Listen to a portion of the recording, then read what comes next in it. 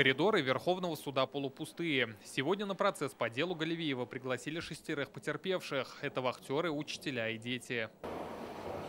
Мулланур Мустафин старается не пропускать заседания. Он первым оказался на пути стрелявшего и получил серьезное ранение головы.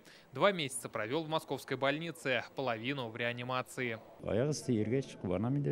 Радуюсь, что остался жив, стараюсь не пропускать судебные процессы по этому делу. Сегодня допрашивают пострадавшего ученика и вахтера, с которым я был в тот роковой момент, поэтому тоже решил прийти.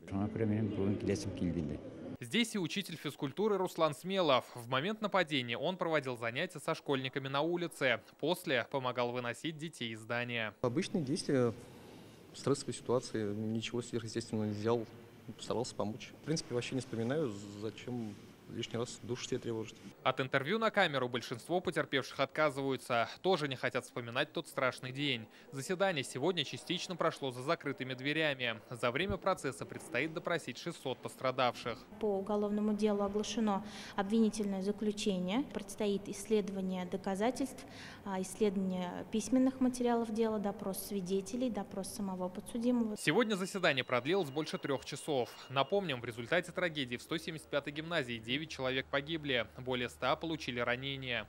Обвиняемому грозит пожизненное лишение свободы. Судебное заседание по уголовному делу продолжается. Сейчас идет стадия допроса потерпевших. Следующее слушание пройдет завтра, 24 ноября. Рамиль Галиуллин, Данил Филатов, ТНВ, Казань.